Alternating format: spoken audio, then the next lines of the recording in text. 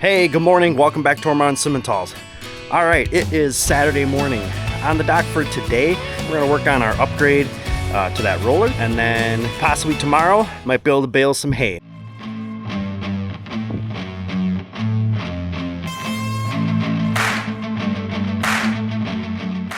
Hey, if you haven't had a chance yet, smash that like button. Help support the channel. And also, don't forget to subscribe to the channel. It's the biggest thing that supports us here at Ohrmundt Simmentals. All right, let's get rolling. All right, made it down to the shop. Another thing we picked up this morning, and I just want to play around with them a little bit. I got a couple of different chain lubes. I got this one. That one's the Lucas brand, and then this is the JB heavy duty chain lube. Does say that it's for farm and industrial equipment. Maybe to try on the baler. We've always done gear oil. It's worked fine. Our chains have lasted a long time. We probably run them a lot longer than they're supposed to go. I've always been curious because a lot of people, they run that stuff, or they run very thin oils. It's just something to try, and those are always cheap experiments. So today we're gonna work on our addition or our modification, and I showed this at the end of the last video, is that we went out and Dad had two of these rings cut at a local steel shop. They are 1/2 inch wide. This is like 1/4 inch thick. We cut them in half. We know we're gonna need actually less than this half, as we started forming it to kind of start shrinking it down as it goes around, and probably somewhere in here it's going to get cut off. All right, so we've got one kind of shaped already, and it fits pretty darn good. So we're using that as a template to now start forming the other. I think it's going to work. It's a little update. So we've got both of our pieces, and then Dad put an angle. So this is the lead-in angle, and then he put a nice radius on here. Dad had mentioned after like 2 bales, these things are going to be polished smooth anyways. But the whole idea, and this isn't like we pulled this out of our butts or anything. Now, obviously we'll leave a gap, but we're going to set that basically right there so that it protects the end of that roller and covers that gap. I have one picture, and it almost looks like you couldn't even slip a piece of paper in there with the gap, but we're thinking like a 1/16 of an inch. So I'm gonna start hauling out the welder. Just gonna use the Arccaptain Mig 200. We actually use the Cut 50 a lot. Dad really likes that thing. And for the price, I don't know if the sale will be going out when you guys see the video, but like right now, that Cut 50 is like 170 bucks. Not too bad of a deal. I mean, it's not like we're going through, small stuff. I mean, I don't even know what thickness this stuff is. It's 1/2 inch. I mean, he was cutting through 1/2 inch like it was nothing. So you can't really complain about that. But I'm gonna start hauling this out. And then the other thing I'm gonna start looking at doing is trying to take off these moisture sensor plates, mostly to try and get this off so that Dad can try and build this up a little bit, just mostly like right in here.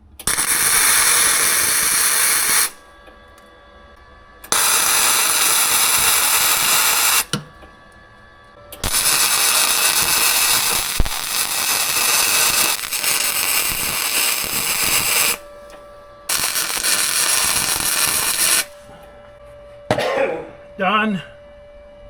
All right, so far fab is going pretty good.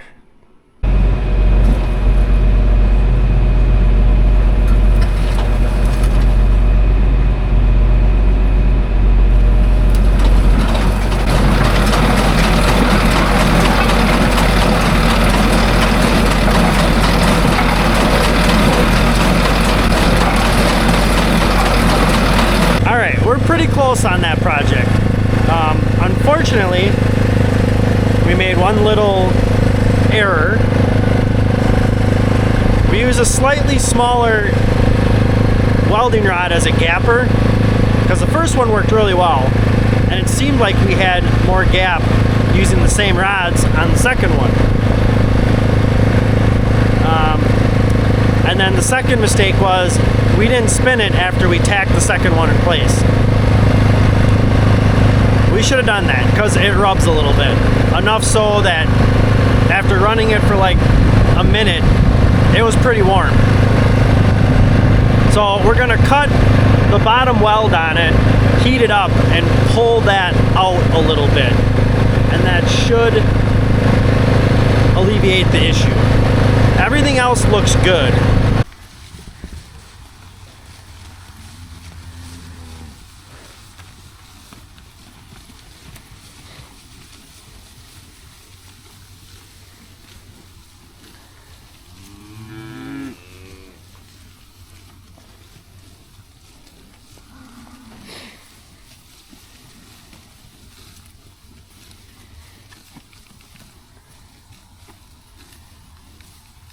And I'm kind of stuck in the mob.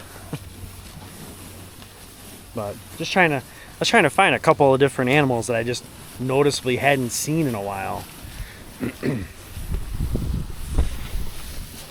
But some of these kiddos are doing really nice. Some of them are kind of meh, you know, so you gotta kind of gotta run the whys. You know, why is she not doing so good? Well, her first look is mom. What does mom look like? You know,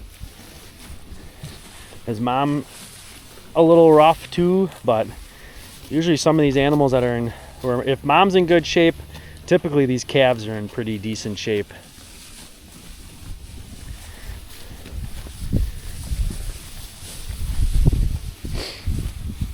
Dude should have still been a bull. Good morning. All right, just got done throwing another bag of NutriBeef in. Stocked up last night at Tractor Supply. Good to go for a little while.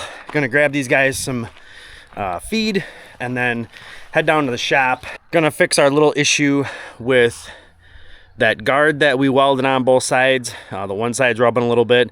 Got to cut a weld, heat it up, bend it back a little bit. It should be good to go after that. And we think that'll work. We think it'll work. Probably about 11 o'clock or so, jump on the rake, rake up the hay. We got about probably 10, 12 acres that should be ready to roll. And then probably about 2 o'clock, probably start baling. So let's get it going. Dad ground out his weld. Well, we are not rubbing anymore. We get a little close up there. But we're gonna lube up the chains and we're gonna let that run for a little while and make sure nothing heats up. Try out, yep, it's Polka Sundays. I think I'm gonna try out the JB chain lube this time. So let's get her lubed up and then we'll check to see if that got warm.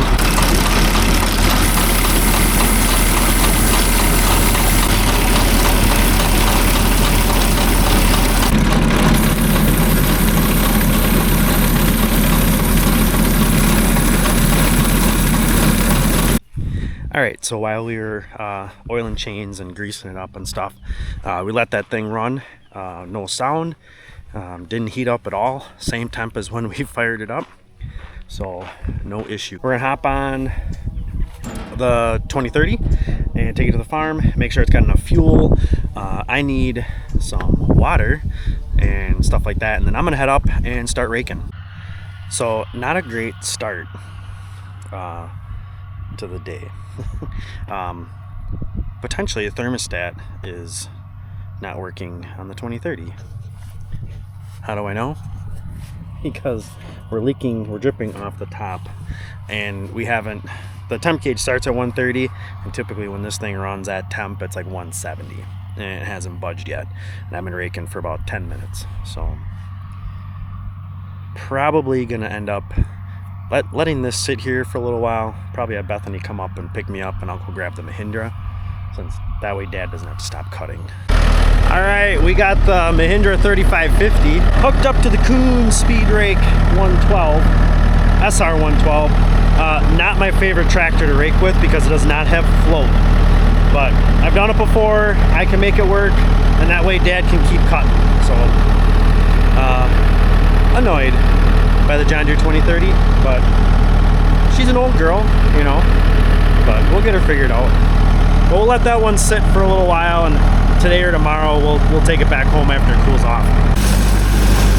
So now the trick I need to do now is when I put the rake down in float, it's exactly what it means. The hydraulics are free to go back and forth, and just the weight of the machine on the tines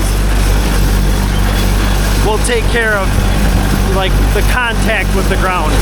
But now what I do is I put it all the way down. It's usually a little too aggressive, so then I'll tick it up a little bit to take a little bit of the pressure off. And then it's also finding the speed that I want, what gear and all that stuff. It's annoying, but it'll work.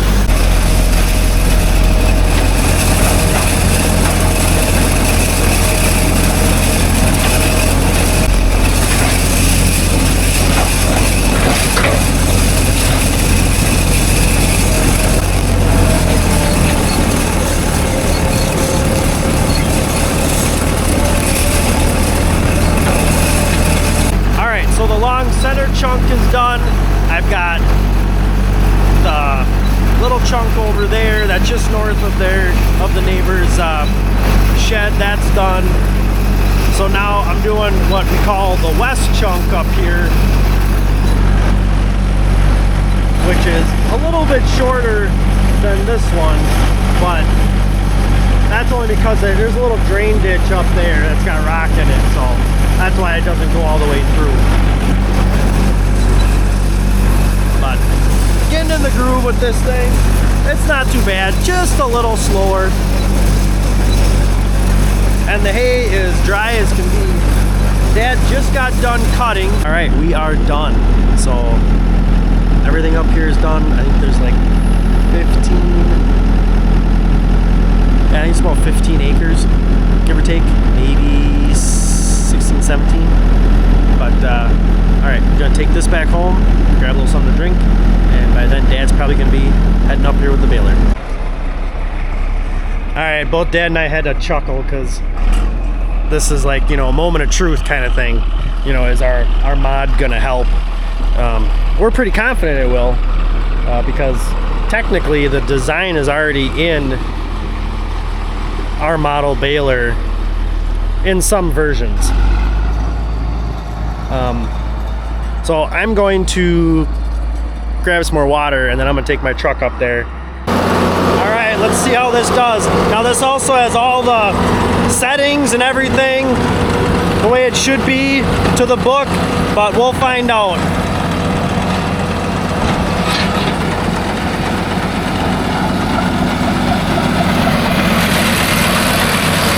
I do not see any hay. There might be a spear or two in there.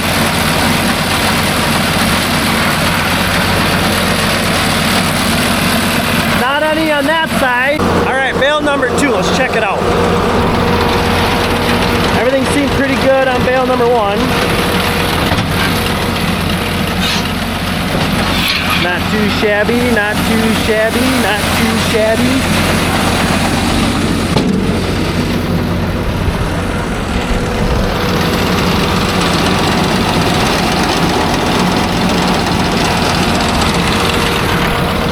I'll just walk across the field. I'll catch up with them over there. But not too bad. So this is 3.5 wraps. It is a little weird. We're not quite getting over the edge. This is very, well, this is like excessively dry hay, and it's old. So it's a little brittle, but that's still a very solid bale. But I did not notice anything. Dad shut the tailgate a little quick on me, but I think after about 15, 20 bales is really gonna be our determining factor of, is our idea working or isn't it?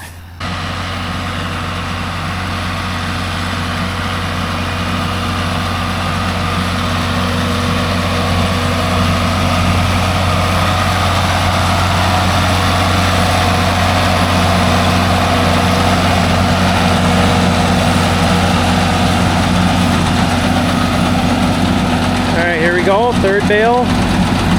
Now I'm not even worried so much about the bale as I am just our little add-on. Okay, bale looks good. Very, very little, just a couple of spears yet, so looking good, looking good. So like Dad, I'm going to enjoy a little bit of AC, and I'm gonna watch him for a little while, let him do another lap, and then see how things are looking. And then I'll probably go home and probably come back and check on him in like 45 minutes or something like that. All right, Dad's heading over his little side chunk. He's almost got a full bale going. Yeah, this stuff, the bad part, this stuff is so dry. It's like over dry, and because it's old, it's just like, it's so brittle. So probably a good thing we've got net wrap this year for that specific reason. All right, let's see how she looks. Not bad, not bad. Nothing. Not a single string in there.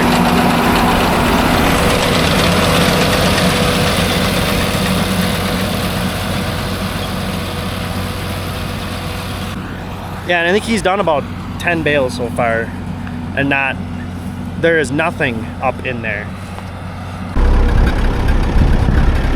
All right, so we got those bales picked up from across the road. There was only 9 of them.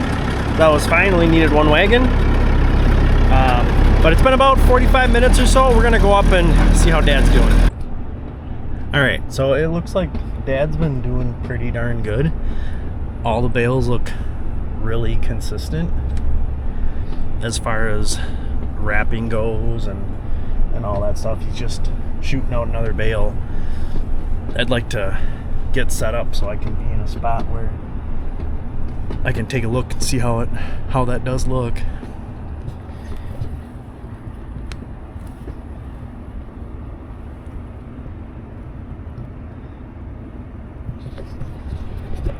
But it looks like for the most part it's getting like just starting to crown the edges, you know, which is nice, especially for us. That was kind of the main reason we wanted to go with over edge.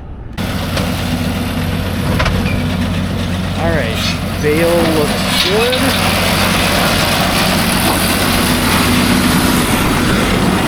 Oh, that looks nice. There's nothing in there. All right, so we're out checking on Dad again. I just don't want him to like run into an issue. I mean, I'm literally 5-minute drive away.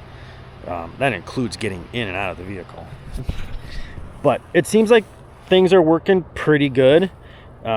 Still not everything, not quite getting like, because I mean, some of this should be a little bit more over the edge, I'm assuming. Like this side is like perfect, but yet the other side is not.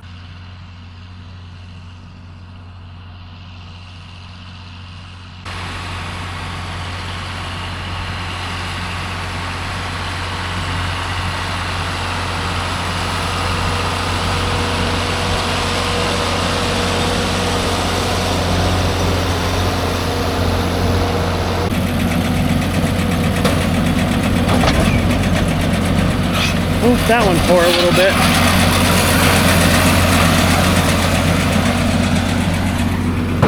Guards look perfect though. Well, there is no hay in there. Yeah, this guy tore a little bit. I don't know why. Out of all the bales out here, yeah, weird, but solid. Absolutely solid. But overall, the RB450, the roll belt 450, it's a 2021 model. Have we had to do a little work to it? Sure, yeah. I mean, the first set of bales we did with it, me having to cut like the first 18 to 20 bales worth of net, that was really on us. It was a combination of us and the fact that the knives had surface rust on them. So if we would have gone and adjusted everything properly and looked at the knives, we probably would not have had any of those issues the first 20 bales. But now we have not had any cutting issues. We get those couple little issues. That one's gonna go for a little roll. Maybe. We get those little frays on the edges, but that's not a big deal. But we haven't had any of the issues we had on day one. If we would have done all the adjustments from the start, we wouldn't have had those issues. But, you know, we are still net wrap noobs, so, you know, cut us a little slack. Next year, if that happens, give us some crap, all right?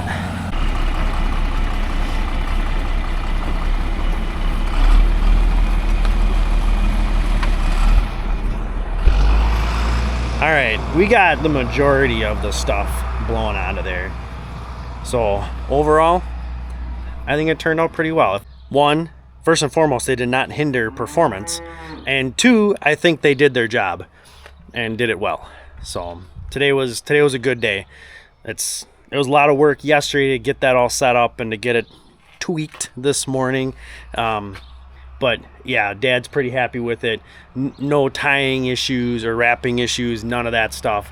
But yeah, we both do agree we probably have at least 10% more weight in these bales than we normally do, because we've probably always made our bales at about 58 inches,